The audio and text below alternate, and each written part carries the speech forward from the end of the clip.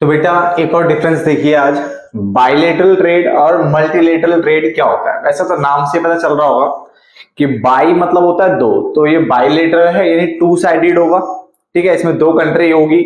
और मल्टीलेटरल की अगर हम बात करें तो उसमें बहुत सारी कंट्री होगी। क्लियर है? तो आज का जो हमारा डिफरेंस है वो है हमारा बाइलेटरल ट्रेड क्या होता है और मल्टीलेटरल ट्रेड क्या होता है। तो स्टार्ट करें। सबसे पहले अगर हम बात करें तो हमारे पास मीनिंग है, इसमें लिखा है it refers to the exchange of goods and service, यानी यहाँ पे गुड्स एंड सर्विस को एक्सचेंज किया जा रहा है, उसका आदान प्रदान किया जा रहा है बिटवीन टू कंट्रीज। यानी यहाँ पे कितनी कंट्रीज आ रही है? दो।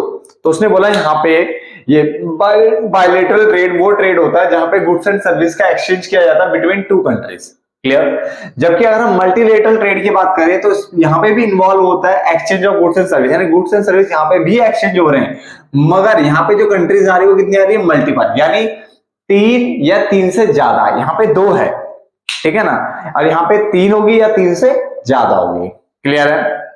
या इस तरह से बोल सकते हो, यहाँ पे दो से ज्यादा कंट्री होगी, यहाँ पे दो, यहाँ पे दो से ज्यादा। क्लियर है यहां तक? नंबर ऑफ कंट्रीज की बात करें तो two countries are involved in bilateral trade, जबकि यहाँ पे थ्री और मोर कंट्रीज यहाँ पे इन्वॉल्व होती है मल्टीलेटरल ट्रेड में। तो दो पॉइंट्स तो इजीली समझ में आ गए होंगे कि बायलेटरल ट्रेड क्या होता है जहां पे एक्सचेंज होता है गुड्स एंड सर्विस का between two countries. Multilateral trade क्या होता है जहां पे एक्सचेंज होता है गुड्स एंड सर्विस मगर बिटवीन मल्टीपल कंट्रीज। क्लियर? उसके बाद नंबर ऑफ कंट्रीज यहाँ पे दो देखने को मिलेगी, यहाँ पे दो से ज्यादा, इसका मतलब इस तरह से लिख सकते हो तीन या तीन से ज्यादा यहाँ पे कंट्रीज आपको देखने को मिलेगी। क्लियर? उसके बाद लिखा कॉम्प्लेक्सिटी की बात करें, यानी कठिन, जटिल, थोड़ा सा कॉम्प्लिकेटेड।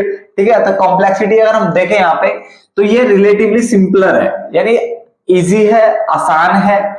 एज इट इन्वॉल्व, क्योंकि इसके अंदर इन्वॉल्व होता है फ्यूअर पार्टीज, मतलब कम पार्टीज इसमें इन्वॉल्व होती है। जैसे यहाँ पे देखो दो कंट्रीज है तो यहाँ पे जो पार्टीज होगी वो भी कम होगी और जो इश्यूज होंगे, जो प्रॉब्लम होंगे वो भी आपको थोड़ा कम देखने को मिलेंगे।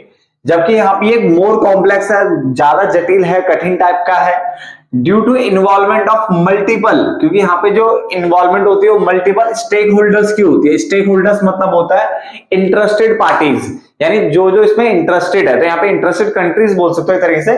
तो यहाँ पे ये कॉम्प्लेक्स ज्यादा है। क्यों ज्यादा है? क्योंकि यहाँ पे इन्वॉल्वमेंट जो हो रही है वो मल्टीपल स्टेक होल्डर्स की हो रही है, मल्टीपल कंट्रीज की हो रही है, मल्टीपल इंटरेस्टेड पार्टीज की हो रही है। लिख लो यहाँ पे interested parties with varying interest, जिनका जो इंटरेस्ट है वो भी वेरी करता है, किसी का कुछ होता है किसी का कुछ होता है, नहीं, अलग अलग होता है। वेरी मतलब अलग अलग होना। क्लियर? उसके बाद अगर हम डिस्प्यूट रेजोल्यूशन मेथड्स की अगर हम बात करें कि डिस्प्यूट मतलब जो झगड़े विवाद होते हैं उनको सॉल्व करने के मेथड की बात करें तो डिस्प्यूट रेजोल्यूशन मेथड जो है इंटरनेशनल ट्रेड एग्रीमेंट में बी लेस फॉर्मल, यानी इसने बोला जो डिस्प्यूट रेजोल्यूशन मेथड होंगे यहाँ पे, यानी जो झगड़े विवादों को सुलझाने का जो मेथड होगा इन इंटरनेशनल ट्रेड एग्रीमेंट में बी लेस फॉर्मल, हो सकता है फॉर्मल थोड़ा कम हो as compare to multilateral trade. जबकि dispute resolution method in multilateral trade जो होता है वो ऑफन मोर फॉर्मल देखने को मिलता है। ठीक है? किसके हिसाब से? बायलेटरल ट्रेड के अगर हिसाब से देखा जाए तो ये ज्यादा फॉर्मल है और ये क्या है? कम है। तो चार पॉइंट क्लियर हो गए। दो पॉइंट ऑलरेडी मैं डिस्कस कर चुका हूं दो बार, अब इसकी बात कर लेते हैं कॉम्प्लेक्सिटी एक बार। कॉम्प्लेक्सिटी मैंने कहा रिलेटिवली सिंपलर है as it involve fewer parties इसमें होती है और इश्यूज यानी प्रॉब्लम वो भी कम होती है। जबकि यहाँ पे मोर कॉम्प्लेक्स बताया गया ऐसे क्यों? क्योंकि यहाँ पे जो इन्वॉल्वमेंट है वो multiple stakeholders, multiple countries के इन्वॉल्वमेंट है, जिनका जो इंटरेस्ट है वो भी वेरी करता है। वेरिंग मतलब होता है अलग अलग, यानी किसी का कुछ किसी का कुछ किसी का कुछ, ठीक है, इंटरेस्ट होता है। अगर डिस्प्यूट रेजोल्यूशन मेथड की बात करें तो डिस्प्यूट रेजोल्यूशन मेथड जो है ना इंटरनेशनल ट्रेड एग्रीमेंट वो मे बी लेस फॉर्मल, हो सकता है कि वो लेस फॉर्मल हो यानी कम फॉर्मल हो। जबकि यहाँ पे डिस्प्यूट रेजोल्यूशन मेथड जो होता है मल्टीलेटरल ट्रेड के अंदर वो यहाँ पे मोर फॉर्मल देखने को मिलता है than those in bilateral trade agreement, यानी इसके हिसाब से अगर इसको कंपेयर करें तो ये ज्यादा फॉर्मल है, ये कम फॉर्मल है। उसके अलावा ग्लोबल इंपैक्ट, यानी पूरा ग्लोबली अगर हम इसको देखें इंपैक्ट क्या पड़ता है तो उसका लिमिटेड इंपैक्ट है, क्योंकि दो कंट्रीज के बीच में होता है। तो दो कंट्रीज के बीच में होने के कारण जो उसका इंपैक्ट है वो लिमिटेड है, जबकि जो उसका इंपैक्ट है वो ग्लोबल ट्रेड पे वो ज्यादा होता है। ठीक है? कि multiple countries and multiple Nations इसके अंदर आते हैं तो यहाँ पे इंपैक्ट जो है वो ज्यादा पड़ता है। क्लियर हो गया? तो हमने 5 पॉइंट तो बेटा कवर कर लिया, जहां तक आपको समझ में भी आ गए होंगे। क्लियर है? अगला हमारा स्कोप की बात करें तो जिसका स्कोप है वो नैरोअर है, यानी छोटा है स्कोप इसका, as the agreement is only valid, क्योंकि जो एग्रीमेंट है सिर्फ वैलिड रहेगा फॉर टू नेशन कंसर्न, यानी सिर्फ दो नेशन के लिए ही ये क्या रहेगा, वैलिड रहेगा।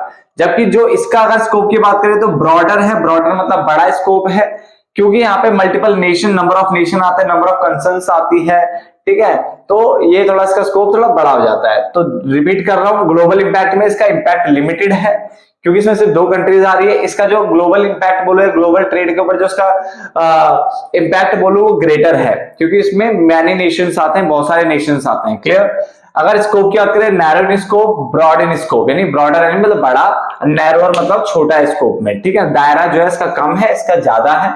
क्यों इसका कम है? क्योंकि ये सिर्फ दो कंट्रीज के लिए ही वैलिड होता है। इसका ज्यादा इसलिए क्योंकि जो हमारे यहाँ पे एग्रीमेंट है वो इंक्लूड करते हैं larger number of nation. Agreement में जो इंक्लूड होते हैं वो बहुत सारे नेशन होते हैं और बहुत सारे कंसर्न्स होती है, ठीक है। आगे फ्लेक्सिबिलिटी की अगर हम बात करें तो ये मोर फ्लेक्सिबल है। ये क्या है? ये ज्यादा फ्लेक्सिबल बताया गया, लचीला बताया गया, ठीक है, चेंजेबल बताया गया। जबकि ये वाला क्या बताया गया बेटा? Less flexible. ये लेस फ्लेक्सिबल है, कम लचीला है, फ्लेक्सिबल थोड़ा कम है, जबकि ये वाला क्या है? ज्यादा है। क्लियर है? तो आपको जहां तक ये भी समझ में आ गया होगा डिफरेंस, है ना। चलो इसको फटाफट से नोट डाउन कर लो, मिलते हैं फिर एक नई डिफरेंस में।